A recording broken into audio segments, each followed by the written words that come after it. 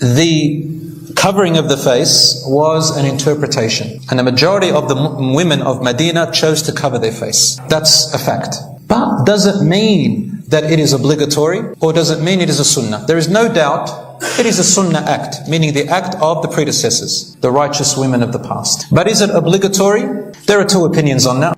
The women of Medina, the hadith says that they came out covering their entire face except one eye, so they can know where they're going. Now here the scholars have differed on this.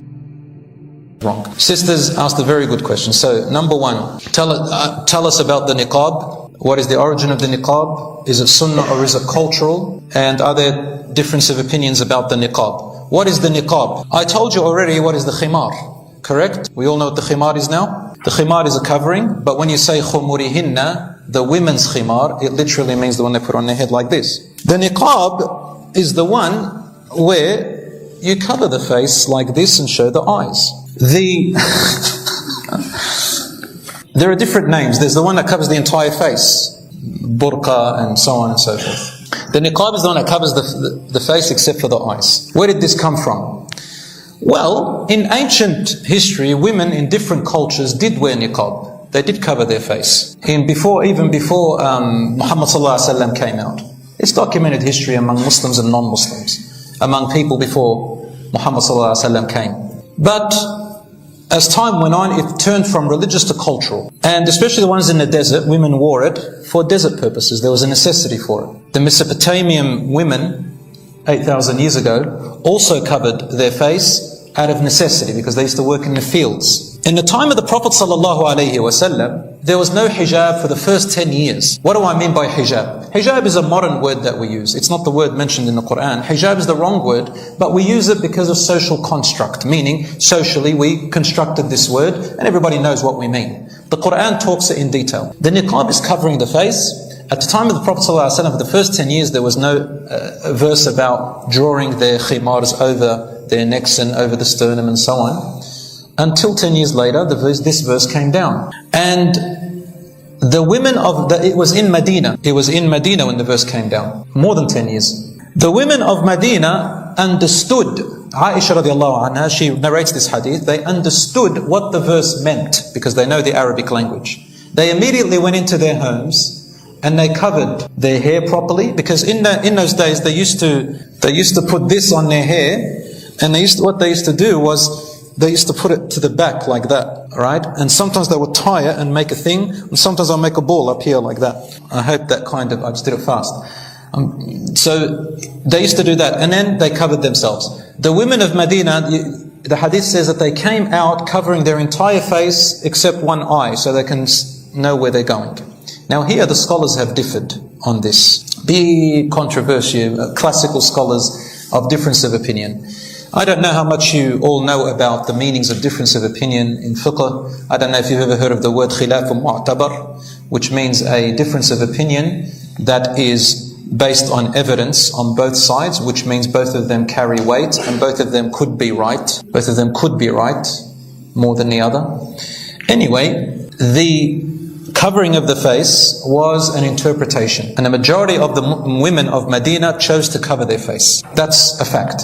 But does it mean that it is obligatory, or does it mean it is a sunnah? There is no doubt it is a sunnah act, meaning the act of the predecessors, the righteous women of the past. But is it obligatory? There are two opinions on that. I'm not going to go into too much detail on this. One large group of scholars and schools of thought says it's obligatory.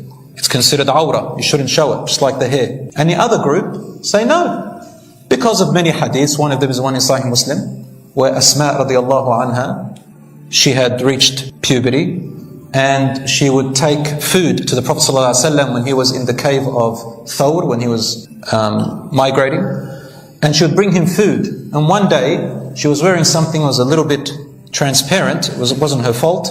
And the Prophet ﷺ looked away, and he said, "Ya Asma, if a girl reaches puberty, then nothing of her body is allowed to be seen except this and this." And he pointed to his hands and his face. Unfortunately, some scholars of hadith said this is weak. Others, they said it is strong. And they're all reputable and all have their good explanation. The opinion I follow is the scholars who say it's not obligatory.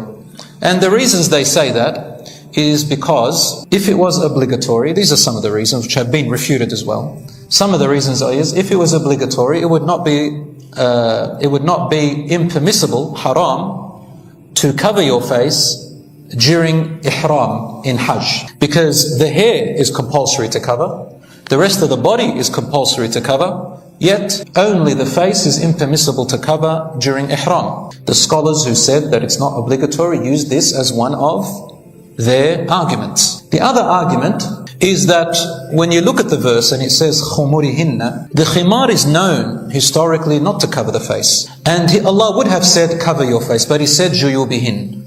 Draw your khimars, which was known to be open, to cover the jayb. And the jayb is from the neck downwards, it's not the face. That's now 3 arguments that they use. There are more arguments, but these are the 2 opinions. Whether you choose this one or you choose that one. This one cannot, the one who has niqab is not allowed Islamically, shar'an, to enforce upon the other one, to tell the other one that they're not wearing proper hijab.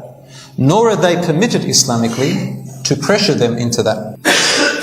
And the ones who follow the other opinion and don't cover their face, consider a sunnah, cannot put the other ones down either, or pressure them, or tell them off that they're being extreme. They respect each other. It's a choice, inshallah, and both of them have strong evidence. I personally would go with the easier one because of the societies we live in. It makes more sense to follow the evidence in this society. To me, now a lot of people can say, we don't want your opinion. That's fine, you don't have to take my opinion.